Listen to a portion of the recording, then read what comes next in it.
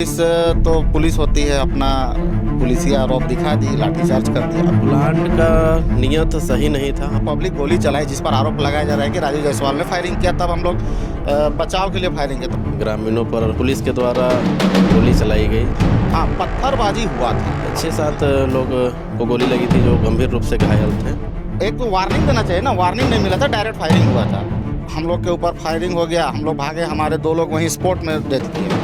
रामगढ़ के राम आप जिसको बोल रहे हैं वो हमारे साथ नहीं थे, हमारे अगेंस्ट में चल रहे थे। रामगढ़ विधानसभा का गोला क्षेत्र, यह स्थान यहाँ की विधायक ममता देवी का आवास स्थान है और लोग आज खासे मायूस है इस क्षेत्र में, क्योंकि विधायिका जी को जो सजा हुई है उसके बाद से लगातार इस क्षेत्र के लोग अपने विधायक को याद करके और इस क्षेत्र में जो मामले हुए उसको लेकर पूरे झारखंड में चर्चा हो रही है कि आखिर जो ममता देवी है उनको किस वजह से यह सज़ा हुई। तो आइए हम आपको 2016 29 अगस्त का वह दिन और उस तय समय तक ले जाते हैं जिस दिन ममता देवी की तरफ से एक आंदोलन ग्रामीणों के साथ मिलकर हुआ था जिला परिषद रहते हुए। ममता देवी ने जो विधायक का सफ़र तय किया है उस सफ़र से पहले उन्होंने कितना संघर्ष किया और लोगों के साथ उन्होंने कितने पापड़ बेले लोगों को अधिकार दिलाने के लिए। तो 2016 में जो घटना घटी उससे जानने की कोशिश करते हैं और उस वक्त उस दौर में आपको ले चलते हैं। आइए हमारा साथ जुड़ते हैं कुछ नौजवान इस क्षेत्र के। 2016 याद है? जी बिल्कुल। क्या हुआ था उस समय सर? देखिए, ये पूरी घटना जो 2016 की जो बात है, आईपीएल गोलीकांड, जो वहाँ पर ग्रामीणों का ज़मीन था और उस ज़मीन पर आईपीएल प्लांट बसा था। इन्होंने काफ़ी वादा वहाँ के लोगों से, रैयतों से किया था कि आप ज़मीन दीजिए, आपके यहाँ हम ये सारी। अक्सर होता है बोकारो या झारखंड के किसी कोने में जाइए, जब भी कोई प्लांट लगता है या कोलवासरियाँ शुरू होती है तो अक्सर उस क्षेत्र के ग्रामीणों को भरोसा दिया जाता है कि आपको खाली हाथ रहने दिया जाएगा, आपको मुआवजा दिया जाएगा, नियोजन दिया जाएगा। तो उस नियोजन की जब मांग पूरी नहीं हुई तब 2016 29 अगस्त के वह जो निरंतर चल रहा धरना, उस दिन क्या कुछ घटा था? देखिए जी बिल्कुल, प्लांट ने जो वादा किया था जब ग्रामीणों को नहीं मिला तो सभी वहाँ पर अपने मांगों को लेकर गए और उस समय वर्तमान समय में जो हमारी लोकप्रिय विधायक हैं उस समय जिला पार्षद थी और ग्रामीणों ने बुलाया था कि आपको हम लोगों की मांग पर खड़ा रहना होगा, आपको सहयोग करना होगा, हम लोग का साथ देना होगा। तो बिल्कुल उन्होंने उसे इसे गई थी और ग्रामीणों के साथ खड़ी थी कि आपका हक और अधिकार के लिए हम हैं, आपका हम जनप्रतिनिधि हैं, पार्षद हैं, तो आपके साथ हैं। लेकिन प्लांट का नियत सही नहीं था। हम लोग थे वहाँ, उनके साथ में उस दिन भी थे, तो वार्ता के लिए बुलाया गया था और वार्ता न करके पुलिस के द्वारा ग्रामीणों पर सीधे लाठीचार्ज किया गया और उसके बाद पुलिस के द्वारा गोली चलाई गई, जिसमें से 2 ग्रामीण वहीं पर मारे गए थे और 6-7 लोग को गोली लगी थी जो गंभीर रूप से घायल थे। और उसी दरमियान उस समय के शासन प्रशासन के द्वारा माननीय पार्षद जी के ऊपर बहुत सारे ऐसे केस इनके ऊपर आरोप लगा दिए गए थे और एफआईआर कर दिया गया था, जिसमें सैकड़ों लोगों, ग्रामीणों के ऊपर भी एफआईआर हुआ था। उस दौरान जेल भी जाना पड़ा था?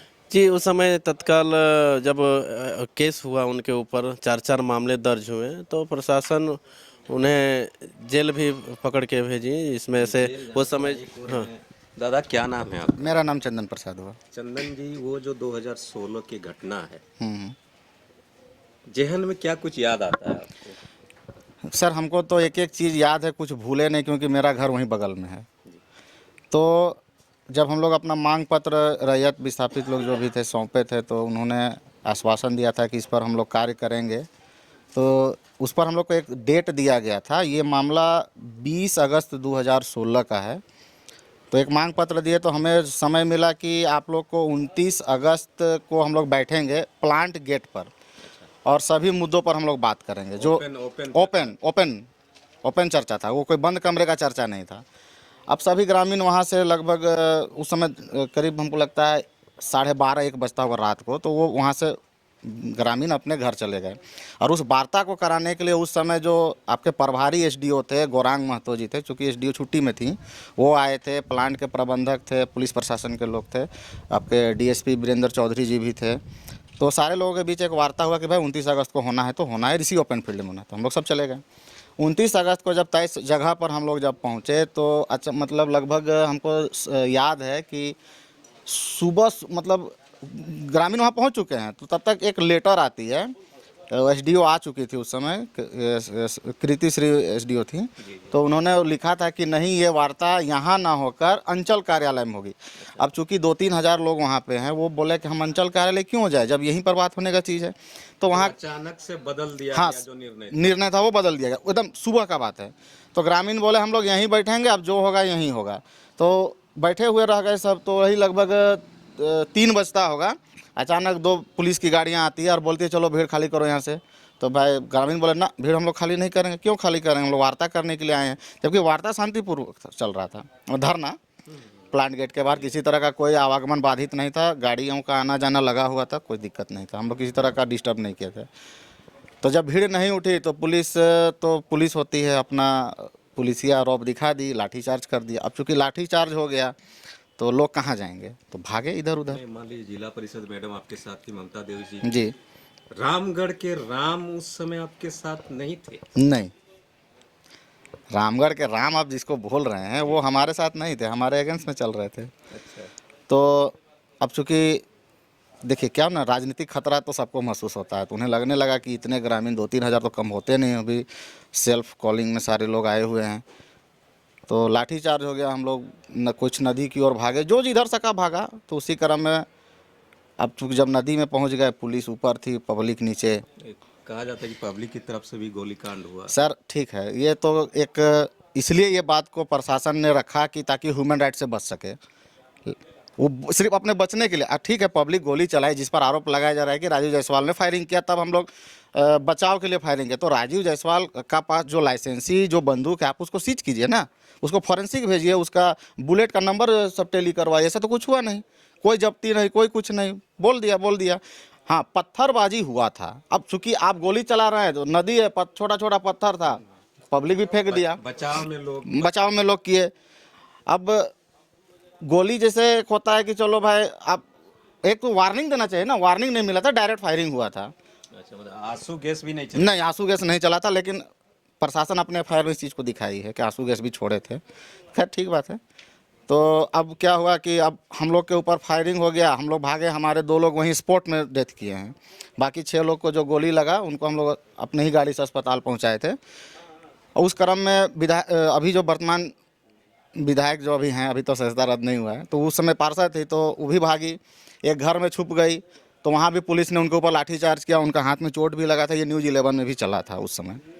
अब उनको लेके हम ही एक थे जो लेके निकले थे। उसके बाद पुलिस हमें चारों तरफ से ढूंढी, हम लोग फरारी कर रहे थे, कभी यहाँ कभी वहाँ।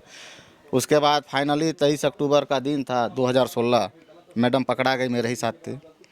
तो हमको लोग आइडेंटिफाई नहीं कर पाया, मैडम को कर लिया, तो उनको अरेस्ट करके जेल भेज दिया। हम किसी तरह बच के भागे। उसके बाद हम और उनके हस्बैंड जो बजरंग जी हैं, फिर हम लोग भाग। कुछ न्याय मिला? आप लोगों ने जो खून ग्रामीणों ने बहाया, तो जो काम करने वाले लोग थे, जिसको कर्मचारी बोलते, कुछ मिला? हाँ, वहाँ जो लोकल लोग काम कर रहे थे, उनका पहले आई कार्ड वगैरह कुछ मतलब कुछ भी पहचान नहीं था, उनका पीएफ नहीं करता था, उनको आपका मेडिकल सुविधा नहीं था। अभी क्या है कि एक डिस्पेंसरी छोटा सा खोल दिया है, तो समझिए मेडिकल सुविधा थोड़ा सा दे रहा है।